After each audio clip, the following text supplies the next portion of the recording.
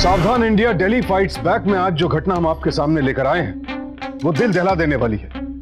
25 वर्षीय उर्मी की उसी के घर में गोली मारकर हत्या कर दी गई, लेकिन जितनी दर्दनाक उसकी मौत थी उससे कहीं ज्यादा शर्मनाक थी उसके कत्ल की वजह।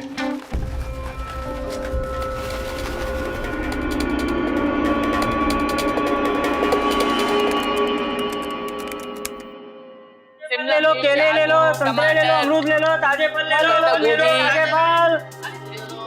कितनी बार कहा है तुम लोगों से यहाँ पे अपनी सब्जियों के ठेले मत लगाया करो, लोगों को आने जाने में दिक्कत होती है, लेकिन तुम लोगों को पल्ले ही नहीं पड़ता है। अरे मैथी, अरे आओ बहन जी, 10 रुपए गड्डी, ताजा माल है, आइए लेके जाइए। ताजे फल ले लो, मीठे फल ले लो, ताजे ताजे फल ले लो। तुम लोग ऐसे नहीं मानोगे। अरे बीबी जी ये बताइए आपको क्या परेशानी हो रही है? चुपचाप अपना धंधा ही तो कर रहे हैं। ये रेजिडेंशियल एरिया है, तुम लोगों की सब्जी लगाने की जगह नहीं है। आप लोग भी बोलिए ना इन्हें। अरे क्या करे बहन जी, घर में बैठ जाए चुपचाप, धंधा छोड़ के। मुझे नहीं पता, तुम लोग कुछ भी करो, लेकिन मुझे मेरे घर के आगे सब्जियों के ठेले नहीं चाहिए। और अगर तुम लोग नहीं मानोगे तो मैं पुलिस में कंप्लेंट करूंगी। अरे भैया 1 किलो टमाटर दइयो। हाँ बीबी जी लाया। अरे उर्मी बेटा, क्यों सुबह सुबह इतना चिल्ला रही हो? गला बैठ जाएगा तुम्हारा। देखा, पड़ोस वालों को तो कोई दिक्कत नहीं है, पता नहीं आपको क्या परेशानी हो जाती है। हटिए।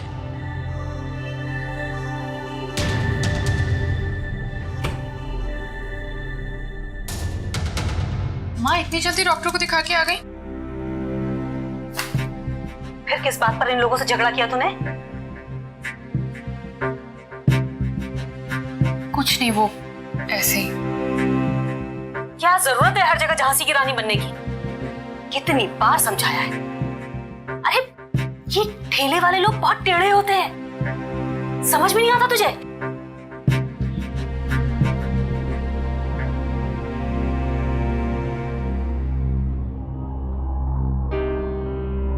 माँ, मैं कुछ गलत कर रही हूँ क्या?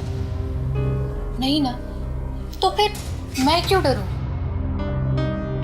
क्योंकि मैं नहीं चाहती कि वो लोग हमें परेशान करना शुरू कर दें, समझी? शुरू कर दे क्या? वो तो परेशान कर ही रहे ना कब से माँ। हाँ, लेकिन कुछ नहीं माँ, तुम चिंता मत करो, मुझे कुछ नहीं होगा। और रही बात झांसी की रानी बनने की, तो वो तो मैंने तुमसे ही सीखा होगा। आपने और पापा ने तो हमेशा से सिखाया है कि ना तो गलत करो, और अगर कोई तुम्हारे साथ गलत करे तो उसे भी मत करने दो। और बाकी बची इन लोगों की प्रॉब्लम, तो वो तो मैं सॉल्व करने वाली हूँ। हाँ, क्या करने वाली है तुम? म्यूनिसिपैलिटी में कंप्लेंट और इनके नाम की FIR दर्ज कराने वाली हूँ। माँ तुम बिल्कुल चिंता मत करो, मुझे कुछ नहीं होगा।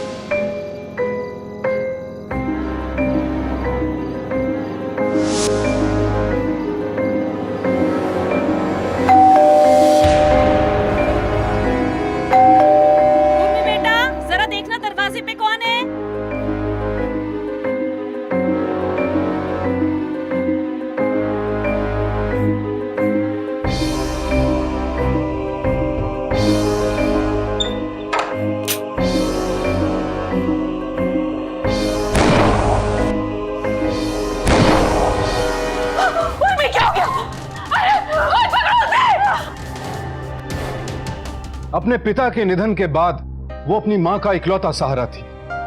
उसके जाने के बाद मिसेस वर्मा बिल्कुल अकेली पड़ गई। उर्मी की ना तो किसी से जाती दुश्मनी थी, ना ही मौका वारदात से कोई सबूत मिला।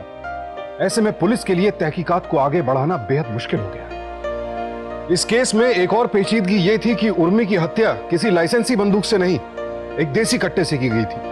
यानी अगर हथियार बरामद भी हो जाता तो भी उसके मालिक को पहचान पाना बेहद मुश्किल था। .315 और 12 बोर के ये तमंचे ब्लैक मार्केट में 3000 से 5000 रुपयों में आसानी से खरीदे जा सकते हैं। दिल्ली में बढ़ते अपराधों का एक बड़ा कारण ये गैरकानूनी हथियार भी है। कम कीमत पर आसानी से मिल जाने वाले ये हथियार किसी भी अपराध को बड़ा रूप दे देते हैं, जैसा कि उर्मी के केस में हुआ। लेकिन जो सवाल पुलिस के लिए सबसे बड़ी पहेली बना हुआ था वो ये था कि आखिर इस अपराध के पीछे था कौन। तो आपको पूरा यकीन है कि आपकी बेटी का कोई दुश्मन नहीं था? कभी किसी के साथ लड़ाई ही नहीं होती थी उसकी, सिवाय कुछ ठेले वालों के। ठेले वाले?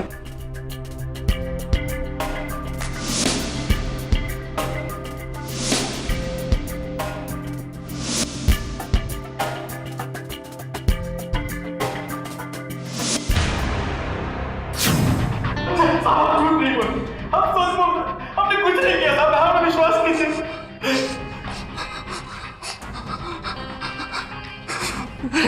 अरे साहब हम छोटे आदमी हैं साहब, हम अपने काम से काम रखते हैं साहब, हम भला किसी का खून क्यों करेंगे साहब? हमने कुछ नहीं किया साहब, हमने कुछ नहीं किया। हमें जाने दिए साहब जी, हमने कुछ नहीं किया, ये खून हमने नहीं किया साहब जी, हमें जाने दो साहब। तुम में से ही किसी ने उसकी माँ को धमकी दी थी ना कि अपनी लड़की को समझा लो, और उस लड़की का भी तुमसे अक्सर झगड़ा होता था, होता था कि नहीं? साहब जी वो लड़की थी ऐसी, हर किसी से पंगे लेती थी साहब जी। किसी ने दीवार पे थूक दिया और किसी ने पोस्टर लगा तो उसी पर चिल्ला बैठती थी साहब जी, और भाजी वाले से, ठेले वाले से, कचरे वाले से सबसे लड़ती थी साहब जी। वो लड़की थी ऐसी। ऐसे ही कोई किसी को नहीं मार देगा, तुम्हारा धंधा पानी खतरे में आ गया था ना, इसलिए तुम में से किसी ने एक ने मारा है उसको। कुछ पता चला? नहीं मैडम, मार के थक गए, लेकिन अभी भी उन ठेले वालों का कहना है कि उन्होंने उर्मी का कत्ल नहीं किया।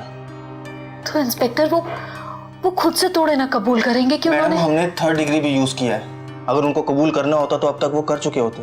वो अभी भी यही कह रहे हैं कि उन्होंने उर्मी को नहीं मारा।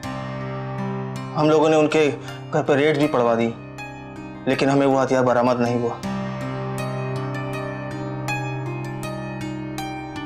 तो अब क्या करेंगे? वो ठेले वालों का कहना है कि उर्मी अक्सर लोगों को कुछ गलत सलत करने से रोकती थी। क्या हाल ही में किसी से उसकी झड़प या तू मैं हुई थी? नहीं इंस्पेक्टर साहब, जैसे कि मेरी पड़ोसन ने मुझे बताया, उस दिन उन ठेले वालों के साथ ही उर्मी की लड़ाई हुई थी।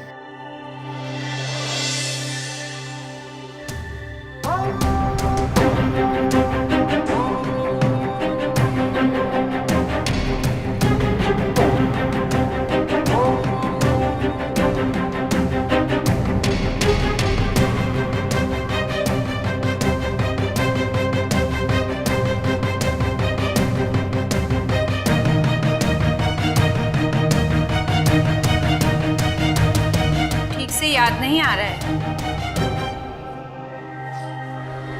इसे देखिए, याद करने की कोशिश कीजिए। नहीं। ऋतिक, ये क्या? लगता है इन सब में से कोई भी नहीं था। हमने पहले ही कहा था साहब कि हमने कुछ नहीं किया। वो लड़की उस दिन किसी और से लड़ रही थी, क्योंकि वो उसके दीवार पर पेशाब कर रहा था साहब। इसी बात के लिए कोई किसी को जान से कैसे मार सकता है? कुछ कह नहीं सकते, और कोई वजह भी सामने नहीं आ रही है, तो यही पकड़ के चलना पड़ेगा हमें। सर ये केसेस तैयार होके आ गए हैं।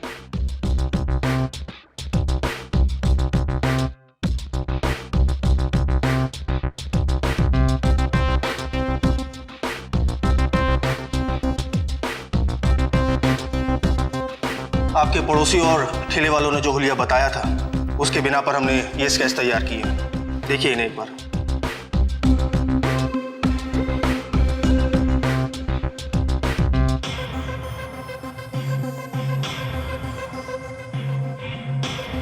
कुछ समझ में ही नहीं आ रहा।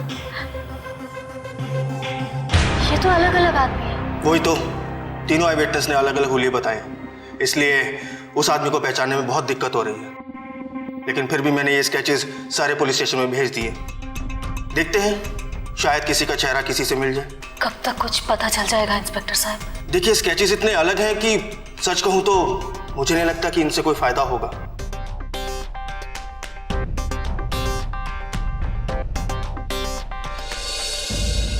माँ,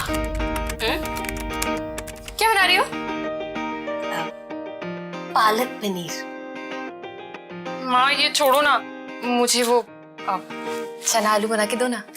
चना आलू कल खा लेना, आज पालक नहीं नहीं, मुझे पालक पनीर नहीं खाना। अरे खा ले। मुझे नहीं खाना है। पक्का नहीं खाना? हाँ पक्का नहीं खाना है, आप चना आलू ही बनाओ। तो फिर ये क्या है तेरे लिए? चना।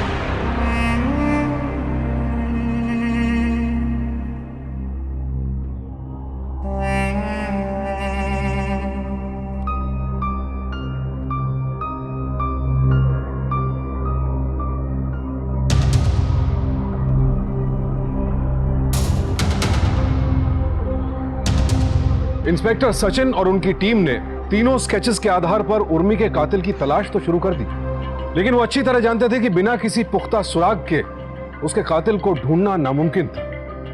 दिल्ली की आबादी तकरीबन 1 करोड़ 80 लाख है और उसमें भी बड़ी संख्या में लोग अवैध कॉलोनीज में रहते हैं, ना तो राशन कार्ड ना पहचान पत्र। ऊपर से देश की राजधानी होने की वजह से आस पड़ोस और देश के हर कोने से आए दिन नए लोग आते जाते रहते हैं। ऐसे में बिना सुराग के कातिल की तलाश करना पुलिस के लिए तिनकों के ढेर में सुई ढूंढने के बराबर था। इसके बावजूद इंस्पेक्टर सचिन नामुमकिन को मुमकिन बनाने की कोशिश में लगे रहे। उधर उर्मी की मां पर दुखों का पहाड़ टूट पड़ा था। एक तरफ तो बेटी को खो देने का गम उन्हें सताए जा रहा था, दूसरी तरफ कातिल के पकड़े जाने की भी कोई उम्मीद नजर नहीं आ रही थी। तभी एक दिन मिसेस वर्मा ने अपने घर के बाहर एक शख्स को देखा जिसका चेहरा उन्हें जाना पहचाना लगा।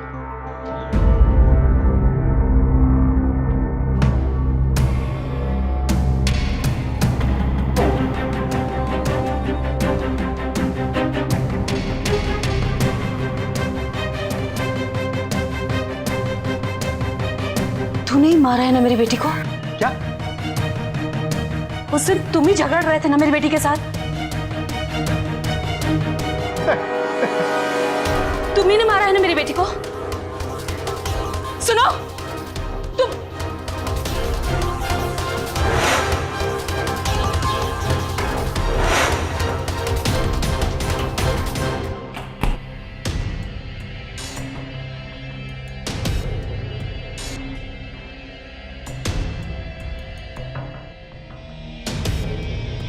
अरे तिवारी जी।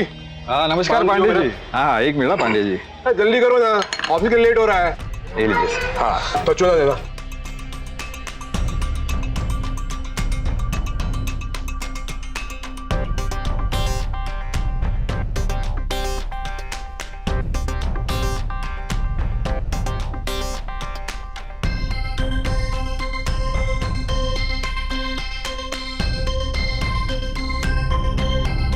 भैया,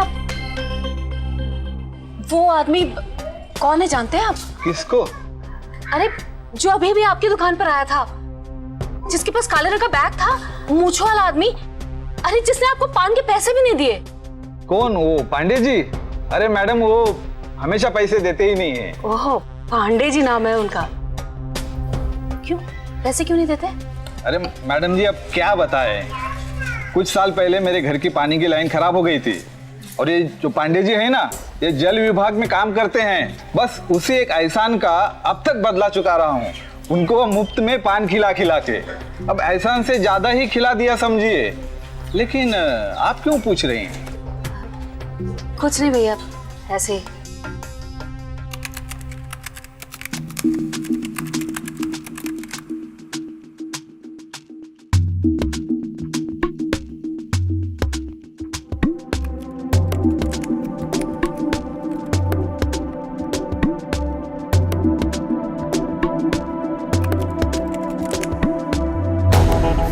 ऐसा है गुप्ता जी, हाँ, जब तक इन भ्रष्ट नेताओं को देश से बाहर नहीं निकाला गया ना, तब तक कुछ नहीं होना इस देश का। क्या कहते हैं? सो तो है, पर एक बात तो है पांडे जी, जब आपने कह ही दिया है तो शुरुआत आपसे ही करते हैं। चलिए गुप्ता जी, मेरा तो हो गया। भैया, ये जो मूंछ वाला आदमी है, ये कौन है? ये हमारे ऑफिस के पांडे जी हैं, सीनियर क्लर्क है हमारे ऑफिस के।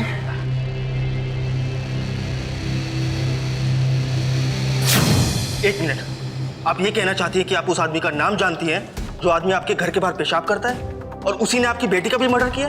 जी इंस्पेक्टर साहब, उसी ने मेरी बेटी का मर्डर किया है। सौरभ पांडे। बोर्ड में सीनियर क्लर्क है वो, और उसकी शक्ल भी तीनों स्केचेस में से एक स्केच से मिलती है इंस्पेक्टर साहब। अरे पांडे जी कहाँ चल दिए? आपके लिए फाइल लाया हूँ। जब निकलने का टाइम होता है ना, फाइल लेके चले आते। अरे पांडे जी, आपको बाहर एक औरत पूछ रही थी। औरत? हाँ। कौन औरत? हाँ नहीं, पर मैंने देखा उसके हाथ में पट्टी वट्टी लगा हुआ था। तूने ही मारा है ना मेरी बेटी को? क्या बोला तूने? मैंने तो कुछ नहीं बोला, बस इतना ही बताया कि आप यहाँ के सीनियर क्लर्क हैं, आपका नाम पांडे जी। कोई भी हरा गहरा आके कुछ भी मेरे बारे में पूछेगा, बता देगा उसे। देख क्या रहा है, चले। ये सौरभ पांडे कहाँ मिलेगा? वो उधर।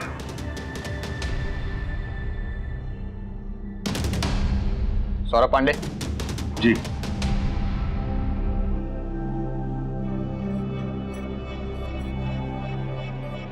अगर कोई मुझे पेशाब करने से मना करेगा तो मैं उसे गोली मार दूंगा।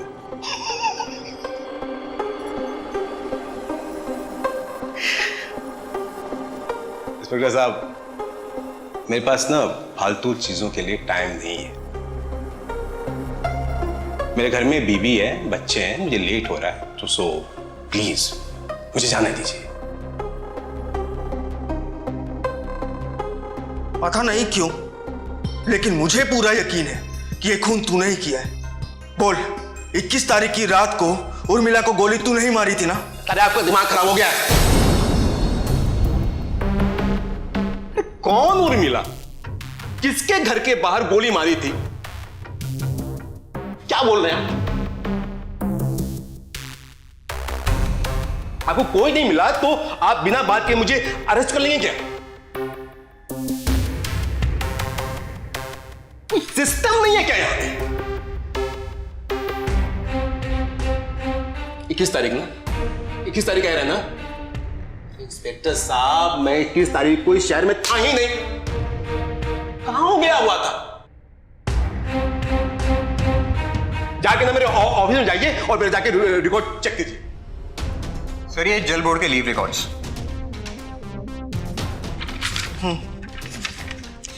इसके हिसाब से तो पांडे खून वाले दिन यानी 21 तारीख से लेकर पूरे 2 हफ्ते तक छुट्टी पर था। वही तो सर, हम कहीं कोई गलती तो नहीं कर रहे? मतलब ये कि इतनी छोटी सी बात के लिए क्या पांडे किसी लड़की को सचमुच जान से मार देगा? चौधरी, तुमने पांडे के तेवर नहीं देखे। बहुत गुस्से वाला आदमी, और ऐसे गुस्से वाला आदमी छोटी सी बात को भी बड़ा बना सकता है, और इसका कोई भरोसा नहीं।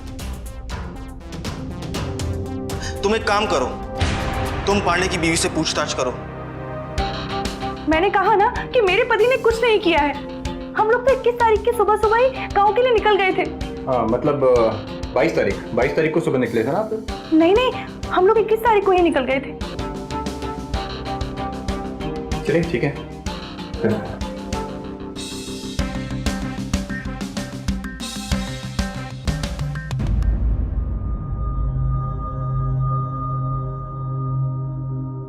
अरे, आप इसे जाने कैसे दे रहे हैं इंस्पेक्टर? देखिए मैडम, हमारे पास इसके खिलाफ कोई सबूत नहीं है, और वैसे भी सारे रिकॉर्ड्स कहते हैं कि उस दिन शहर में ये था ही नहीं। हवलदार, लेके जाओ इसको।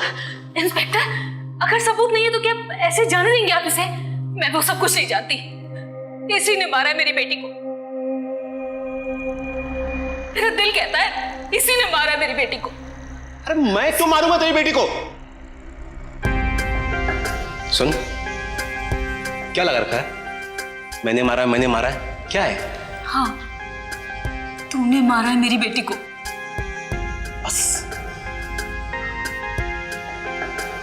देख लीजिए सर, ये अगर मुझे अब ज्यादा परेशान करेंगे ना तो सुन, तुझ पे ना केस ठोक दूंगा।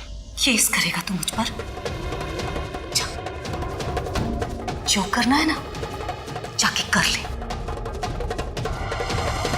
और मैं अपनी बेटी के कातिल को नहीं छोड़ूंगी, समझा ना तू?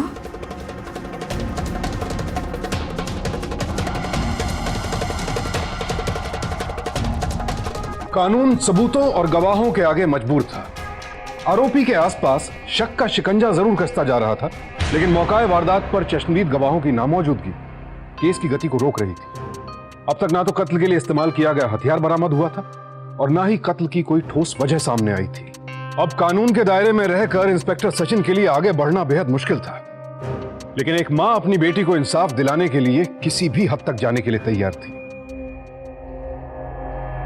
कुछ पता चला इंस्पेक्टर साहब? देखिए मैडम, बुरा मत मानिएगा, मगर इस तरह रोज रोज यहां मत आया कीजिए। हमें जैसे ही कुछ पता चलेगा हम आपको इत्तला कर देंगे ना। अब आप घर जाइए और आराम कीजिए। कैसे आराम करूं मैं इंस्पेक्टर? मेरी बेटी ने मेरी आंखों के सामने दम तोड़ा है और उसके कातिल खुलेआम घूम रहे हैं। देखिए, अगर आप पांडे के बारे में कहना चाहती हैं तो मैं आपको बता दूं कि उसके खिलाफ कोई सबूत नहीं है और मैंने उसकी छुट्टियों के रिकॉर्ड्स भी देखे हैं और उसकी बीवी ने भी यही बयान दिया है कि उस दिन वो शहर में था ही नहीं। इंस्पेक्टर, ये भी तो हो सकता है कि रिकॉर्ड्स बदल दिए गए हों या फिर उसकी बीवी झूठ बोल रही हो। आप मुझे उसके घर का एड्रेस दीजिए, मैं उसकी बीवी से बात करना चाहती हूँ। देखिए, मेरी बात मानिए तो आप उसके घर जाके कोई पूछताछ मत कीजिए, वरना अगर उन्होंने आपके खिलाफ कंप्लेंट कर दी तो मैं भी कुछ नहीं कर पाऊंगा। आप कुछ करें या ना करें, लेकिन मैं अपनी बेटी के कातिल को सजा दिलवा के रहूंगी इंस्पेक्टर।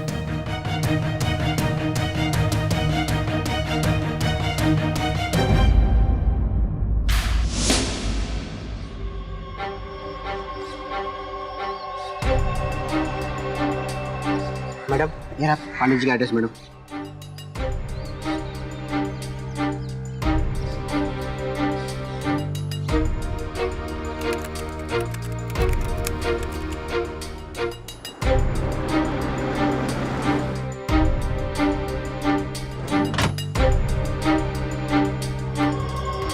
जी कहिए, क्या मदद कर सकती हूँ मैं आपकी? आप मेरी बड़ी मदद कर सकती हैं प्रिंसिपल मैडम।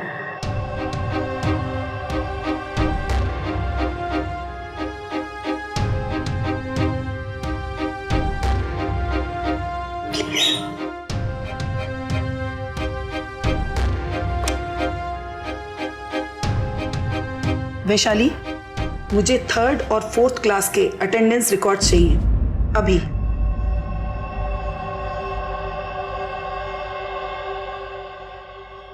जी देखिए, 21 तारीख की सुबह पांडे के बच्चे स्कूल गए थे। अब आपका क्या कहना है इंस्पेक्टर साहब? लेकिन इससे उसका जुर्म तो साबित नहीं होता ना। जुर्म साबित नहीं होता मतलब? इंस्पेक्टर साहब, जिस दिन उर्मी का खून हुआ था उस दिन पांडे के बच्चे स्कूल गए थे। मतलब ये कि पांडे साफ झूठ बोल रहा है कि उस दिन वो शहर से बाहर गया था और अपने ऑफिस के लीव के रजिस्टर को खुद पांडे मेंटेन करता है। तो जाहिर सी बात है उसने लीव की डेट्स में आसानी से फेरबदल कर दी होगी। इतना सब कुछ आपकी आंखों के सामने हो रहा है और अब भी आप कह रहे हैं आप कुछ नहीं कर सकते? ठीक है, मैं उसको गिरफ्तार तो नहीं कर सकता, लेकिन उसका सर्च वारंट जरूर निकलवाऊंगा।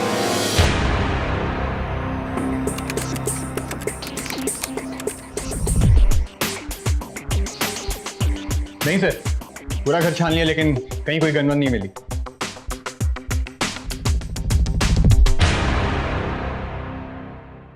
अब हम कुछ नहीं कर सकते, हमारे हाथ में कुछ नहीं। आपको भी पता है इंस्पेक्टर साहब, वो पांडे साफ झूठ बोल रहा है। हाँ, हो सकता है कि वो उस वक्त शहर में ही हो, लेकिन उससे ये तो साबित नहीं होता ना कि खून उसी ने किया है। कोर्ट के अंदर वो, उसकी बीवी सब झूठी गवाही देंगे, तो हम कैसे साबित करेंगे कि उस वक्त वो आपके घर की चौखट पर था? मैं उर्मी की माँ हूँ। कौन उर्मी? जिसके खून के लिए आपके पति को अरेस्ट किया गया था। देखिए देखिए, आप यहाँ से चली जाइए। आपको यहाँ मेरे पति देखेंगे तो बहुत नाराज होंगे। एक मिनट, दरवाजा मत बंद करिए, मेरी बात सुनिए। बड़ा गुस्सा आता है ना आपके पति को? आखिर क्या चाहती हैं आप? देखिए, मैं सिर्फ इतना कहना चाहती हूँ कि आपको भी पता है और मुझे भी कि ये खून आपके पति ने किया है। आप मुझे इतना बता दीजिए, उस रात क्या हुआ था? वो बंदूक कहाँ छिपा के रखी है आपके पति ने? ये क्या बोली जा रही हैं आप? और उस रात कुछ भी नहीं हुआ था।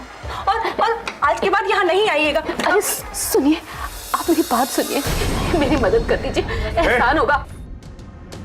क्या हो रहा है? तेरी इतनी हिम्मत कि तू मेरे घर तक चली आई?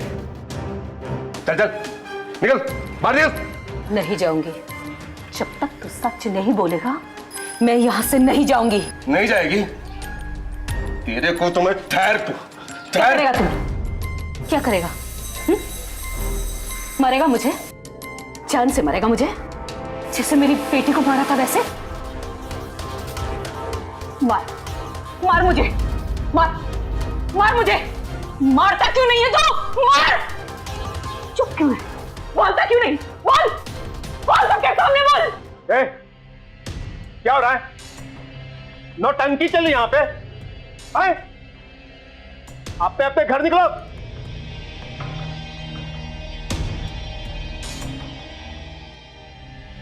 सुन,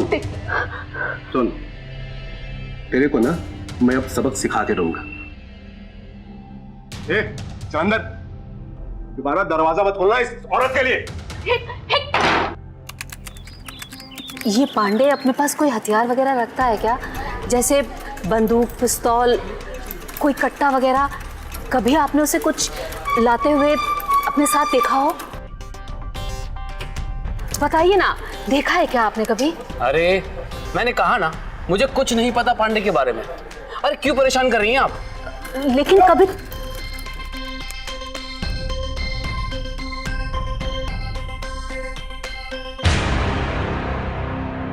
यूं इस तरह घर में, ऑफिस में पांडे जी और उनकी फैमिली को परेशान करना ठीक नहीं है। बहुत गलत है ये। डॉक्टर साहब, क्या बात कर रहे हैं इस लेडी से? उठा के हालात में डाली इसे। ये ऐसे नहीं मानने वाली है। देखो, मुझे क्या करना है क्या नहीं ये तुमसे जानने की जरूरत नहीं है, समझे तुम? और मैडम, आप ये आपकी पहली गलती थी, इसलिए खाली वार्निंग देके छोड़ रहा हूं। लेकिन आगे से अगर पांडे जी ने आपके खिलाफ कंप्लेंट की तो मुझे मजबूरन आपको गिरफ्तार करना पड़ेगा। आप समझ रही है ना जो मैं आपसे कहना चाह रहा हूं?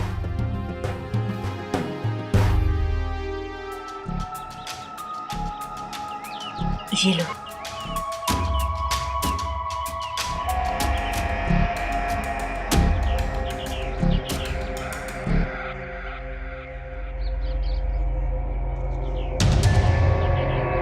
अच्छा बेटा, जब तुम लोग गांव गए थे उससे पहले तुम्हारे पापा बहुत गुस्सा कर रहे थे क्या?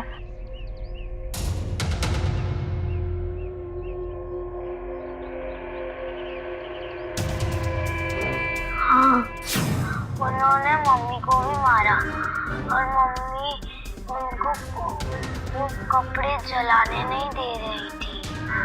कपड़े? कौन से कपड़े नहीं जलाने दे रही थी? वो गंदे मैले हो गए थे। अरे नहीं, तो खून लग गया था।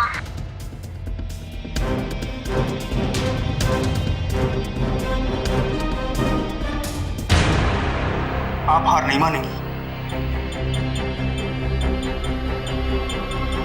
नहीं, जब तक मेरी बेटी के कातिल को उसके किए की सजा नहीं मिल जाती मैं हार नहीं मानूंगी। इससे कम से कम हम उसके खिलाफ अरेस्ट वारंट तो जारी कर ही सकते हैं ना। और एक बार वो अंदर आ गया ना तो सच कैसे निकलवाना है वो हम अच्छे से जानते हैं।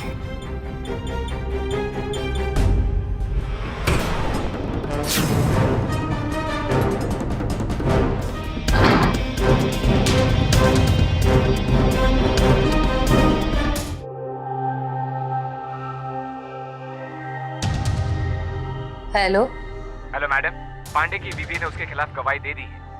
वो ज्यादा देर तक बच नहीं सकता है और अब हम आपको थैंक यू कहना चाहते हैं। Thank you inspector.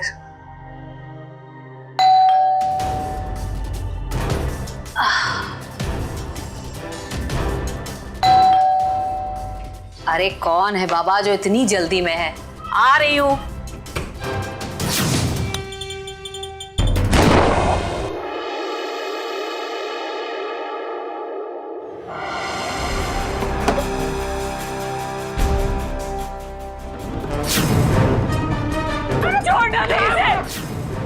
उसने मेरी बेटी को मारा है।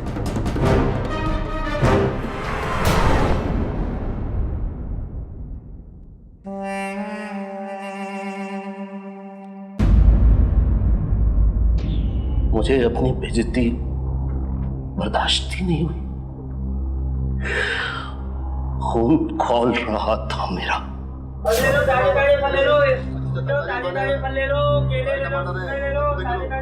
तुम लोग ऐसे नहीं मानोगे ना, आज मैं ये खत्म करके ही रहूंगी।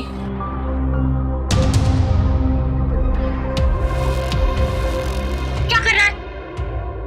मैं कुछ भी करूं? तुझे क्या प्रॉब्लम है?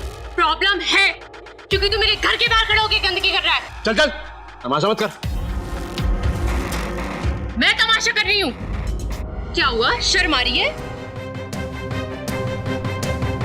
बहुत बोल दिया तूने। रुक रुक, बताता हूं मैं क्या करता हूं। पिछली बार जब मैं घर गया था तो कट्टा लेके आया था यूपी से, और उसी कट्टे से मैंने उसे गोली मार दी। सौरभ पांडे गुस्सैल जरूर था, लेकिन वो कोई पेशेवर अपराधी नहीं था। तो फिर उसके हाथ ये कट्टा कैसे लगा? जाहिर है इस अपराध की तरह कई अपराध इन्हीं गैरकानूनी हथियारों के जरिए अंजाम दिए जाते हैं, जो ब्लैक मार्केट में आसानी से उपलब्ध है। पुलिस और प्रशासन को मौत के इस काला बाजार पर अंकुश लगाना होगा।